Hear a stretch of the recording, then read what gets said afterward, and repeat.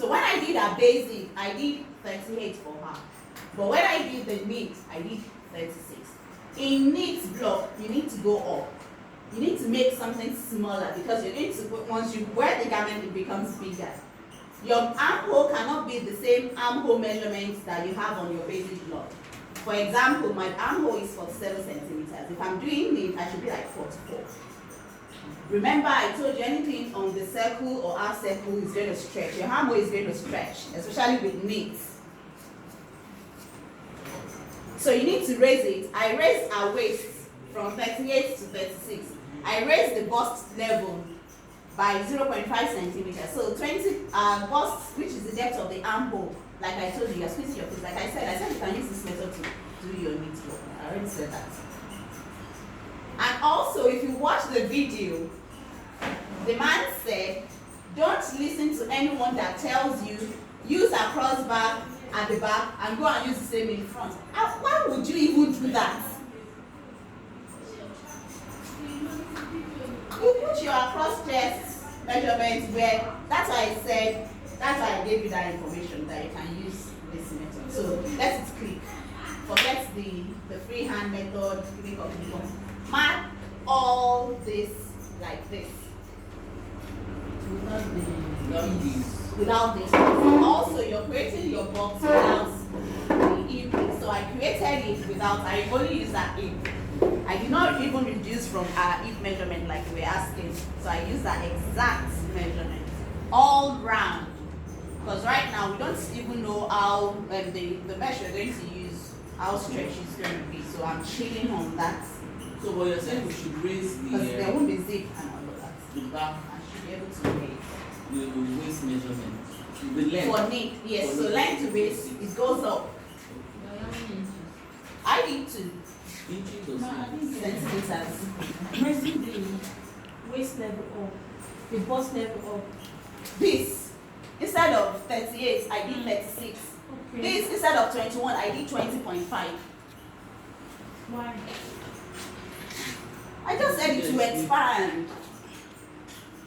You need to make it smaller so that you can fit into it because it's stretchy fabric you're going to use. You don't want it saggy on you. It's just like what you said the other time. The one I said was vertical horizontal. And that one, that bust level that I raised, it simply means what? The armhole is becoming smaller. Smaller, yeah. And I said for knit block, your armhole should be smaller. You can't have your, yes, like you have on your basic. Otherwise, by the time you, also, you have to have, you need to have a corresponding sleeve. So for the sleeve, you don't need ease. So once you've drafted your stretch block, don't add ease on like the basic sleeve. It should be exact or even smaller most times. So that when you are fixing, you stretch a little bit into it and it sits. Otherwise, it will sag. It won't be firm. You now see that it is doing like this. Same thing is applicable when we did collar. When you're fixing, when you cut collar on bias, I said you should reduce your collar. Yes. Maybe 1 cm, 1.5, or even 2. And you stretch it into the neckline so that it sits. Otherwise, it will sag and you start having this. These fabric are bad like that. Not bad.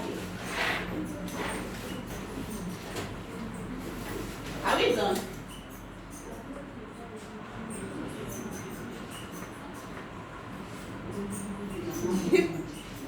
Okay, so creating the patterns, what comes to mind? What's the first thing that comes to mind?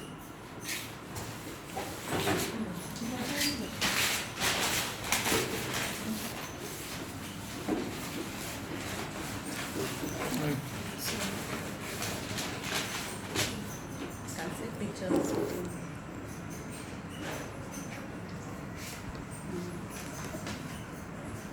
Yeah, what comes to mind?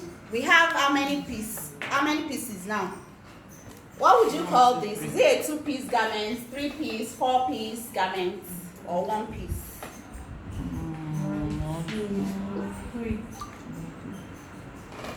1, 2. So this is another layer. This is back and front. Yeah, that's back and front. So That's your one. flat sketch. That's called flat sketch. So as a designer, if you've learned the art of drawing, you need to learn to create your flat sketch. You need it when you're creating your sketchbook or spec sheets. Spec sheets is if you're making something for a company, for example, you need to, if your company calls us and they say, oh, please can you make us uniform? And blah, blah, blah, blah, blah, blah, blah.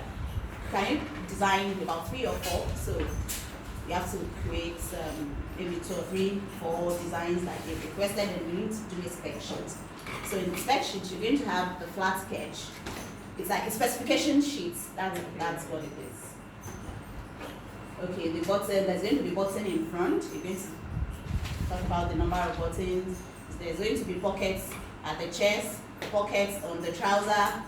You mentioned that slant pocket. You have to be detailed. If it is slant pocket, you're having on the trouser. If it is square pocket, whatever pocket, tip pocket, you have to mention. So it contains everything that is on that garment, or that is going to be on that garment. It also helps you to cost everything. Number of buttons, the type of buttons, then you start putting the prices of all of them. Because you can't submit a spec sheet without the final price to a company. Because that's what they want to know. They want to see your design, choose from it, and also look at the one that is cheaper for them. Everybody is trying to cut costs. So you need to do your costing and include it in your spec sheet and all of that. It's different from costing sheet. Costing sheet is personal to you. Spec sheet is, you're just including the amounts the company is going to spend. So they need to know if they will be able to afford, which of the designs you're presenting to them they will be able to afford. And all of that. So you need every information in your spec sheet. It's online. You can just go on Pinterest, type spec sheet. You see different ones. Spec, SPEC. Specification sheets. You have to be specific. So it has, you have to do flat sketching. This is called flat sketching. So you all need to take illustration class. Child, it's good for you. I want to take a drawing. Sufficient time. When you were drawing. Have you done illustration? Yeah. Did you ask her? Yeah. Ah, hey. So it shows. I'm different from them.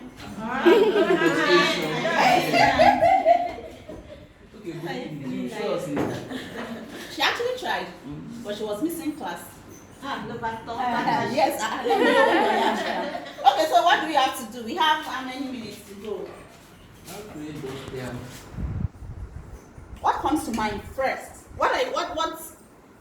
Okay, I said how many pieces is it? Someone is saying 2. I did not say you should. I did not ask question.